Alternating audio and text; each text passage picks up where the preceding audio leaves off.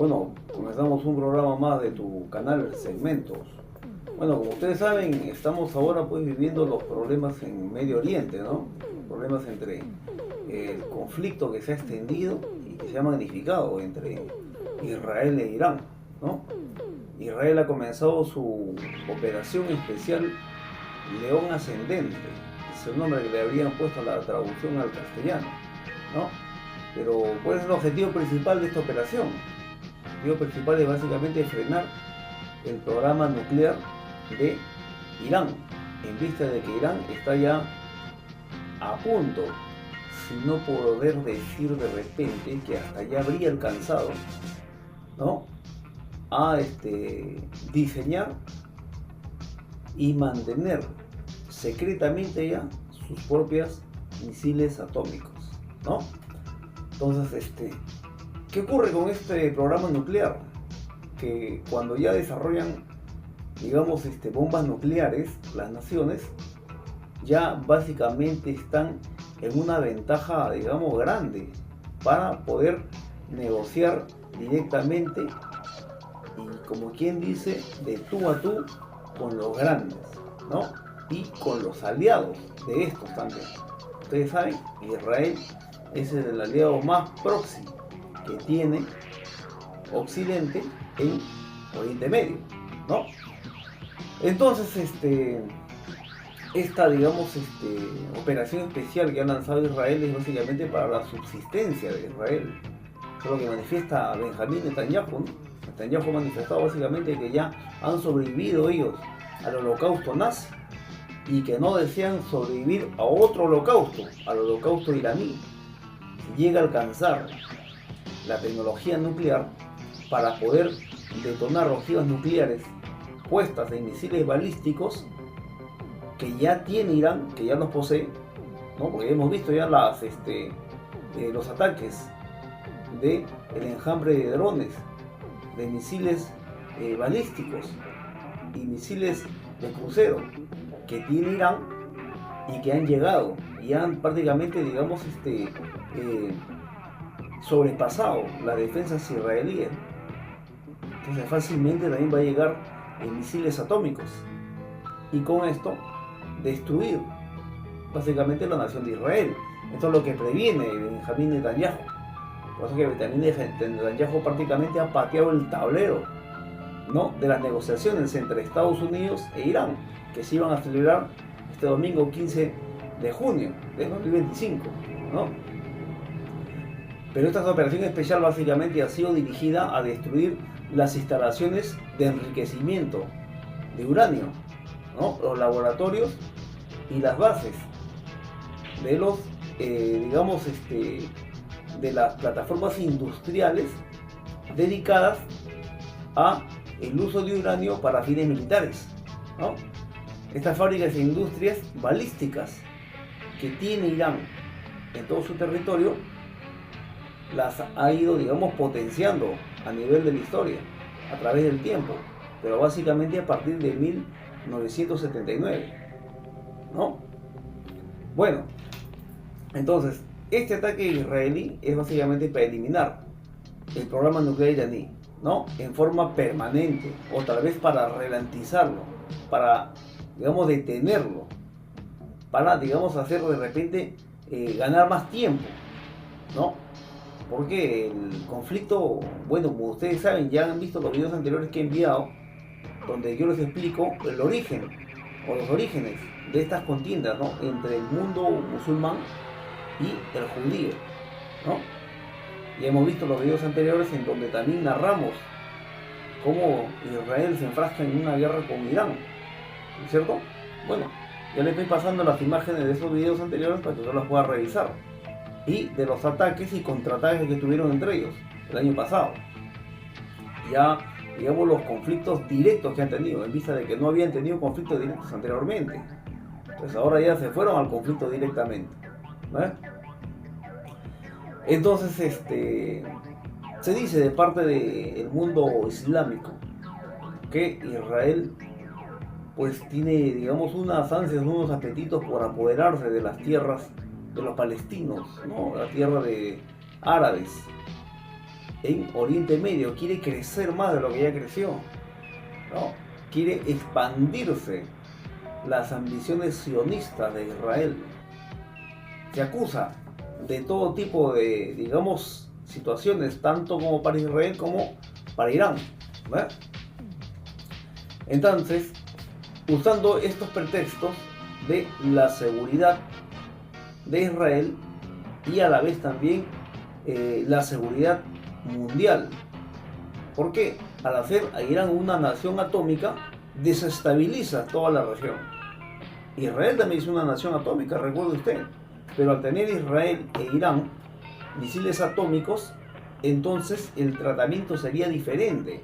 Y si no se llegaran a acuerdos regionales, entonces se desataría, digamos, otro infierno en Oriente Medio, en vista de que Irán, por ser de la etnia de los chiíes, junto con Líbano, Siria, Palestina, ¿no?, Yemen y otras naciones pequeñas más, tienen un conflicto también de, digamos, de religioso o de protagonismo con la rama de los suníes, ¿no?, que son Emiratos Árabes Unidos, Arabia Saudita, y estos países, ¿no?, Qatar, Dubái, ¿no?, Kuwait, son, digamos, básicamente asociados y cómplices, ¿no?, de alguna forma de Occidente, al ser sus principales proveedores de petróleo e hidrocarburos, ¿no? Entonces, Israel provocó el ataque con más de 200 aviones y más de 400 misiles, ¿no?, en Irán, comenzando básicamente atacando los centros de producción y enriquecimiento de uranio, ¿no?, industrias y fábricas en Arak, en Fordón, ¿no? En Arak, ¿qué cosas se hacen? En Arak prácticamente se hace la producción de agua pesada y super pesada, ¿no?, de deuterio y tritio. En Fordón, enriquecimiento e investigación. ¿De qué? De uranio, ¿no? En Natas, que es la principal, digamos, fuente de enriquecimiento de uranio, ha sido duramente atacada, ¿no? Isfahán, también igualito. Investigación y controles de fábricas para uranio. En Bushehr, producción de energía nuclear, que es regiones de Irán que han sido atacadas duramente, ¿no?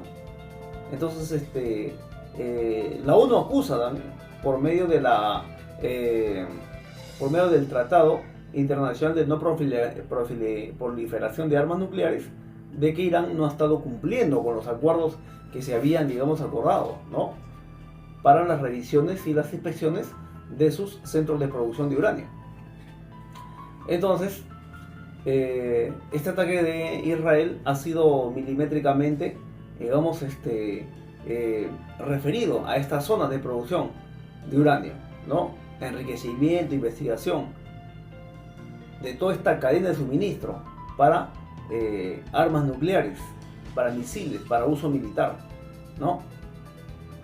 También se ha asesinado y se ha matado a autoridades, líderes religiosos, líderes militares y científicos de los programas nucleares de Irán, ¿no?, en estos ataques que habría tenido, ¿no? Entonces, estos ataques han sido, digamos, coordinados con el Mossad, con el sistema de inteligencia de Israel, ¿no? También se ha llegado a atacar a las plataformas y las bases de lanzamiento de misiles de Irán hacia Israel, y también a su sistema de defensa antiaérea. El Mossad ha hecho un, digamos, trabajo quirúrgico al acercarse a estas plataformas de las baterías antiaéreas y dejando ya ubicaciones exactas, ¿no?, bueno, donde los satélites los podrían rastrear y básicamente destruir el sistema de defensa antiaéreo para evitar de que los misiles y los aviones israelíes lleguen a su objetivo, ¿no? Entonces, todo esto, digamos, trabajo que se ha hecho en un tiempo bien comprimido, ha dado los frutos, ¿no? Un ataque selectivo de Israel, un ataque preciso, y ha funcionado, por supuesto, ¿no? Pero ahora se ve pues la represalia de Irán, porque Irán tampoco se va a quedar de brazos cruzados, como ya lo hemos visto, ¿no? Ya tenemos como cerca de 3 días de ataques continuos y simultáneos entre estas dos naciones, ¿no? Entonces, señores, esta campaña militar iniciada por Netanyahu, ¿no? Básicamente nos ha mostrado cómo es la capacidad de invadir ya en forma, digamos, frontal de Israel hacia Irán, cruzando más de 1500 kilómetros, ¿no?, de distancia que dividen a Israel con Irán, pasando por prácticamente Jordania, por Siria, pasando por Irak, para llegar, ¿no?, los aviones israelíes hasta Irán, ¿no es cierto? Entonces esta ya es una guerra directa entre estas dos naciones en conflicto. Pero el programa, digamos, nuclear iraní ha tenido también, digamos, una historia de reveses por la cual ha sido implementada, ¿no? Miren, según el Tratado Internacional de No Proliferación de Armas Nucleares, ¿no?, en donde está adherida Irán desde más o menos 1967, este tratado prevé que solamente las 5 naciones que están en el Consejo de Seguridad de la ONU deben tener armas nucleares. O sea, deben tener Estados Unidos, Rusia, Francia, Inglaterra y China, ¿no? El resto de países no deben tener estos tipos de armas nucleares para mantener cierto equilibrio, ¿no?, armonía y paz mundial. Entonces, pero ahora Israel tiene armas nucleares, Pakistán tiene armas nucleares, India tiene armas nucleares, ¿cierto? Corea del Norte tiene armas nucleares. Y estas naciones básicamente no están alineadas en este tratado internacional, ¿no? Ahora, Irán también ya habría alcanzado digamos, ese nivel, esa tecnología, solo que lo tiene bajo tierra, ¿no? Entonces, señores, este programa, digamos, nuclear de Irán comienza en 1957, cuando todavía en Irán gobernaba el Shah de Irán, ¿no?, que eran, digamos, gobiernos aliados de Occidente, en donde habrían buenas relaciones, inclusive entre Irán e Israel, como ya le hemos explicado en los videos anteriores, ¿no? Pero Estados Unidos en esta época implementa un programa atómico para la creación de reactores nucleares que puedan proveer de electricidad a toda esta región, en vista de que Irán era uno de los principales abastecedores de hidrocarburos a Occidente, ¿no?, tanto a Europa como a los Estados Unidos.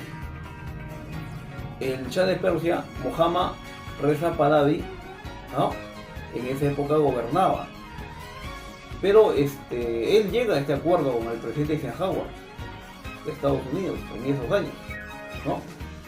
Pero en los años 70 este programa nuclear se implementa y crece un poco más hasta la época de 1979, en la que el Shah de Irán es derrocado por el ayatolá Ruhollah Khomeini, ¿no?, que es abuelo del actual Ali Khamenei, que está como líder espiritual en Irán.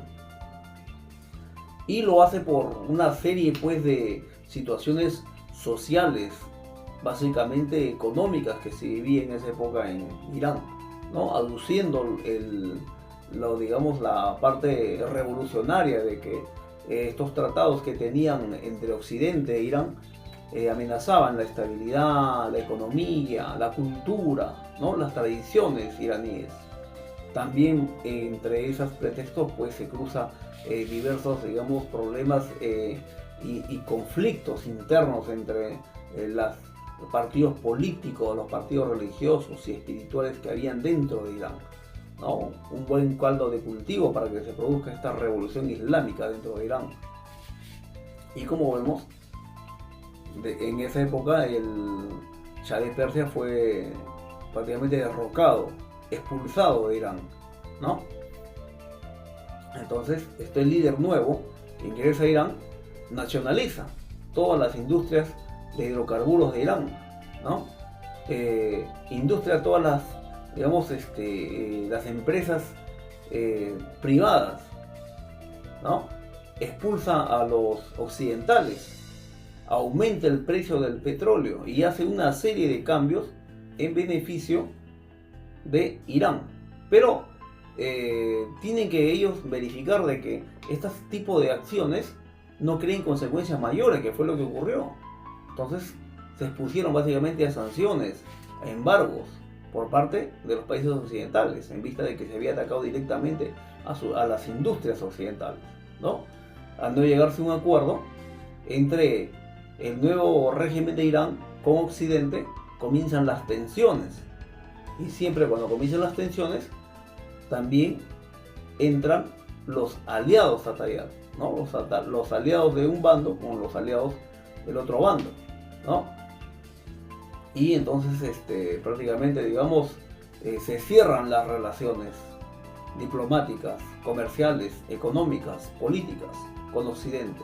Y Irán se abre a las negociaciones con China y con Rusia.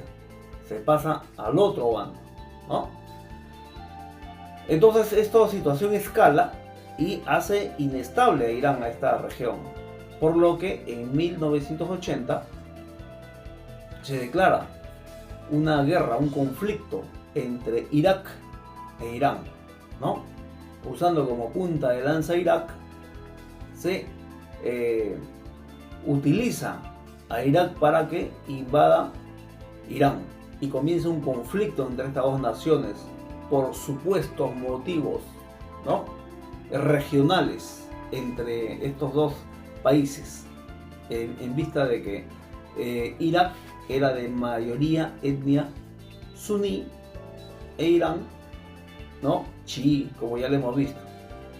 Entonces se utilizan estos tipos de pretextos, pero en estas épocas todavía, digamos, pese a todos estos conflictos, a todos estos vaivenes, Irán e Israel no tenían malas relaciones, mantenían, digamos, una estrecha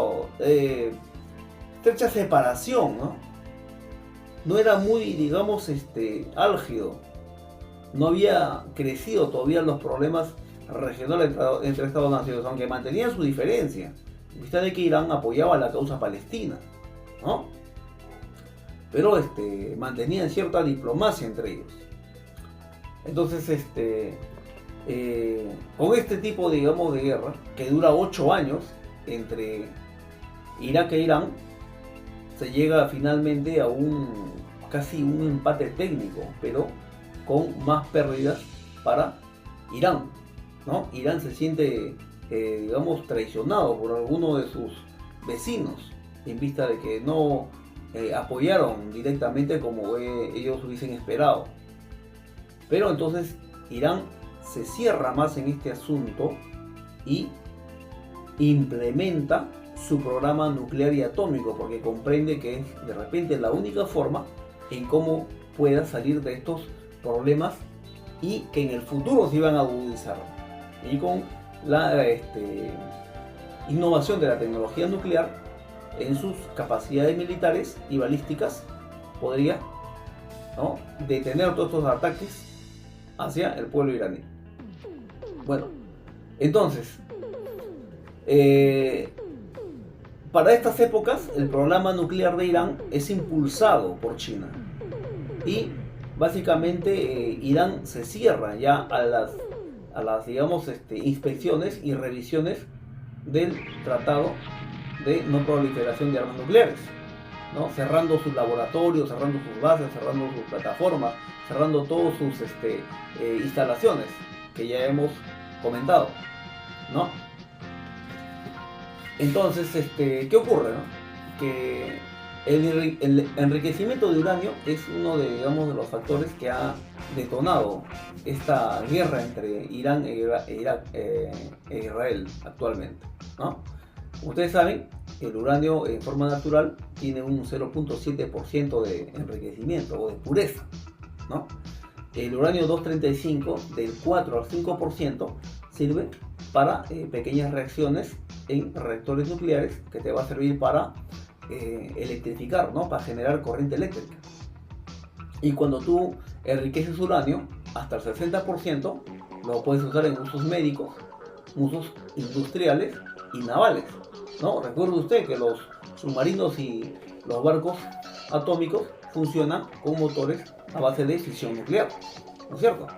Pero cuando ya usted supera el 60% de enriquecimiento, ya es sí o sí para fines misilísticos, para fines, digamos, militares. Y cuando supera el 90%, ya son para proliferación de armas nucleares, ¿no? Para armas de destrucción masiva, que es lo que no se quiere. Porque si imagínese usted que se llegase a utilizar estas armas de destrucción masiva en Oriente Medio, se va a destruir prácticamente la producción de petróleo, de hidrocarburos para todo el mundo, que es lo que más se teme, ¿no?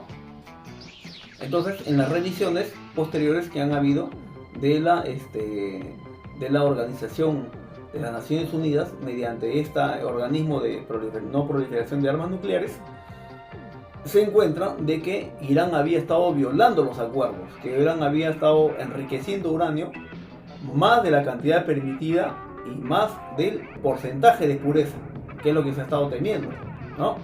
Básicamente en las bases de las bases e instalaciones nucleares en Natanz, que ha sido la que ha golpeado más duramente ahora a Israel. ¿Se dan cuenta? Entonces, navegante, este asunto navegante, digamos, es un punto de inflexión en donde ya prácticamente se descubre que Irán ha estado, digamos, violando los acuerdos anteriormente ya firmados. Pese que anteriormente se había retirado, había vuelto, es que todo obedecía a las sanciones y a los embargos económicos, porque se liberaba en acuerdos entre los gobiernos occidentales e Irán, en las conversaciones, en las rondas y reuniones que se había, para detener el enriquecimiento de uranio, y se les liberaba para que ellos puedan, digamos, tener divisas, ¿no? Producto de la producción de su petróleo. Tenían dinero embargado, dinero que se les entregaba, pero cuando liberaban las, digamos, divisas económicas, Israel acusaba de que estas divisas económicas también irían a los grupos terroristas armados, el Hezbollah en Líbano, Hamas en Palestina, ¿no? Grupos guerrilleros de el Estado Islámico, ¿no? Al Qaeda en Afganistán y otros más, ¿no? Los hutíes en Yemen, que son todos estos países son de corte, digamos, chií, que son aliados de Irán. Entonces, estos problemas se venían agudizando ya para estas épocas, ¿no? Ya para estas épocas ya habían problemas también duros con Palestina, entre Palestina e Israel, y Irán apoyaba a la causa palestina. Entonces ahí ya comenzaban a friccionarse, básicamente, las relaciones entre Israel e Irán, ¿no? Pero ya para el 2009 prácticamente ya se denuncia de que Irán ya habría enriquecido uranio a más del 60%, ¿no? Suficiente para armas nucleares, o sea, habría llegado ya al 90%. Entonces, se trata de detener esta parte, ¿no?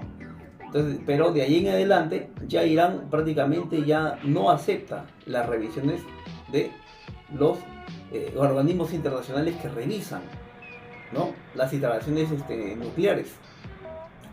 Entonces, para esta época también, ya para el 2009, Irán prácticamente ya inaugura nuevas plantas nucleares.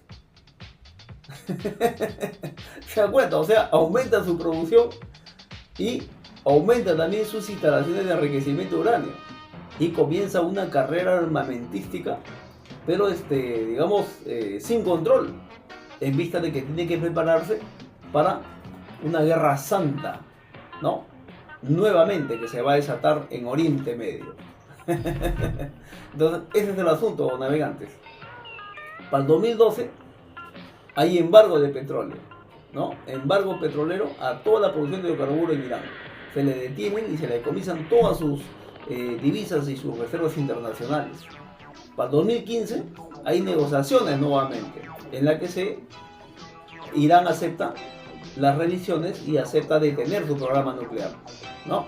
Pero en 2018 Donald Trump patea el tablero y se retira del tratado en vista de encontrar varios vacíos y digamos debilidad de este organismo, y Donald Trump le cierra todos los caños a Irán, ¿no? Y inclusive llegan a tener un problema armado en la que Irán derriba unos drones que estaban vigilando estas instalaciones nucleares, ¿no? Estados Unidos se acusa de que estos vehículos no tripulados estarían en aguas internacionales, pero ya sabemos la historia, que es otro tipo de video que podríamos hacer. Entonces ocurren estos problemas entre Irán y el primer gobierno de Donald Trump, ¿no? Entonces, continuando con esto, ya para el año 2024 siguen habiendo problemas entre el gobierno de Occidente, de Estados Unidos, con Irán, ¿no? Y ocurre básicamente el atentado del grupo Hamas a los israelíes, tomando como rehenes más de 1.200 muertos, ¿no? Recuerda usted, ¿no? El año pasado, ¿no? Entonces, señores, este tipo, digamos, de situaciones ha ido escalando de una y de otra forma, ¿no?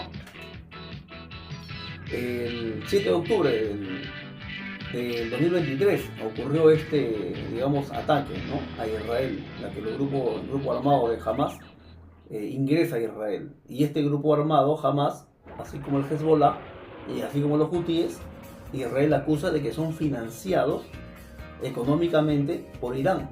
Y también las armas que estos señores tendrían, los misiles con los que estos señores atacan a Israel, y también han atacado embarcaciones occidentales y también portaaviones norteamericanos, serían, ¿no?, enviadas desde Irán hacia estos países, atravesando por Siria.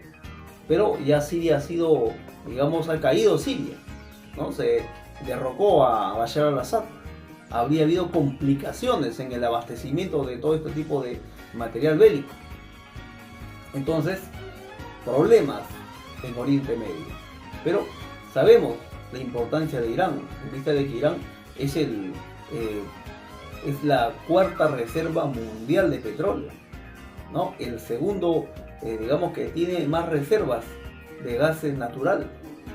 Como ustedes saben, el primer país que tiene más reservas de petróleos, ¿no?, es Venezuela. El segundo es Arabia Saudita. El tercero, Rusia. Y el cuarto sería Irán. Entonces, pero estos dos países, Arabia Saudita y Irán, están ahí en Oriente Medio. Entonces ahí también a veces hay unas fricciones entre estos dos señores, pese a que son árabes. Pero uno es de la rama de los chiíes, que es Irán, y Arabia Saudita es de la rama de los suníes. Hay también problemas, digamos, religiosos entre ellos, ¿no? Entonces, señores, estos tipos de problemas que ha llegado a estas culminaciones, como lo estamos viendo ahora, terminan en que Irán amenaza inclusive a Estados Unidos, ¿no?, a atacar sus bases militares que tiene en Siria, en Irak, en Arabia Saudita, en Israel y en las regiones, en Jordania, porque Estados Unidos estaría apoyando la operación especial que ha montado Israel. Aunque valgan verdades, señores, Israel no se mueve si es que Estados Unidos no tiene conocimiento, ¿no? Si es que Estados Unidos no tiene, digamos, un planeamiento general de todo este tipo de acciones, ¿no? Entonces Estados Unidos manifiesta de que ellos no tenían nada que ver, que Israel ha actuado en forma, digamos, unilateral.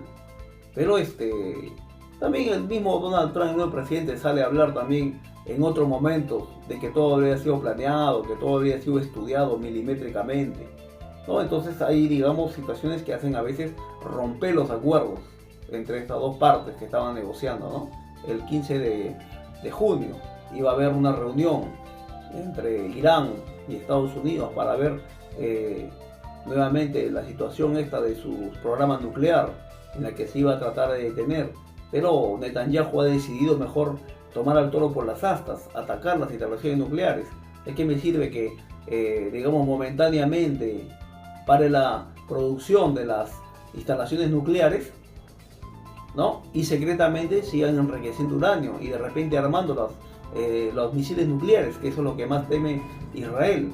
¿Y qué ha hecho Israel? Israel ha ido a atacar directamente a estas instalaciones para que se detenga, se ralentice y prácticamente se quede, digamos, boicoteado las negociaciones entre Estados Unidos e Irán. ¿Ve? Entonces, señores, esta situación tiene varios, digamos, consecuencias. Una de las consecuencias de repente a favor de los saudíes también es que básicamente los países árabes, Emiratos Árabes Unidos, Arabia Saudita, Qatar, Kuwait, ¿no? Digamos, se han visto indirectamente beneficiados, ¿no? En vista de que el petróleo ha subido. El petróleo que ellos producen ha subido en un 10%. A la vez también ya ellos están viendo la merma o la mitigación de la amenaza de Irán en esa región, ¿no? El aparato militar de Irán ha sido, digamos, minimizado. Por este lado también el mundo, digamos, árabe lo está viendo de una forma beneficiosa, básicamente para la rama de la etnia de los suníes, ¿no? Hay una confrontación, digamos, bajo la mesa entre Arabia Saudita, los países árabes, ¿no? Y los iraníes, y también con los aliados de Irán. Ustedes saben, los rebeldes hutíes de Yemen han estado en enfrentamiento permanente con Arabia Saudita. Ahora estos enfrentamientos, ¿por qué son? Porque ellos acusan a Arabia Saudita de ser un socio estratégico de Occidente, ¿no? Entonces hay estos conflictos también entre ellos. Entonces, señores, por este motivo también es que, digamos, aparte de conflictos internos, hay consecuencias del ataque de Netanyahu a Irán, ¿no? Bueno, entonces, señores, la amenaza de Irán a los campos y pozos de petróleo de los Emiratos Árabes Unidos y de Arabia Saudita con armas nucleares ha sido minimizada, ¿no? Porque si se desatara una guerra total a la destrucción tal vez de Irán, Irán amenaza en destruir toda esta, digamos, todos estos campos de producción de petróleo, tanto de Arabia Saudita como también de ellos, ¿ves? Entonces, bajo digamos, criterio, vemos que Estados Unidos, bueno, prefiere mantenerse un poco al margen para no disparar, digamos, o para no encender la pradera, ¿no? Pero también amenaza, por otro lado, a Irán a que detenga los ataques, porque los ataques han sido múltiples entre Irán y Israel. Irán tampoco nos ha quedado atrás, ha comenzado también a disparar contra Irán. Contra Israel, perdón. Porque ustedes saben, Irán tampoco no tiene pues sus misiles así a vista y fuego de tierra. Ellos lo tienen en búnkeres subterráneos, en plataformas subterráneas. Entonces, estos misiles que llegan hasta Israel los tiene bien guardados, así como un enjambre de drones que también han salido. Y estamos viendo oleada tras oleada, oleada tras oleada. ¿Ves? Entonces, señores, como les dije, vamos a tener que ver todavía más ataques entre estos dos enemigos, ¿no? Entre Israel e Irán. Ahora, ¿de dónde nacen estos problemas? Revisemos los videos anteriores que tenemos, navegante. ¿Ya? Vamos a seguir informando, navegante, y sería todo por hoy. Listo, navegante, te cuidas. Un abrazo.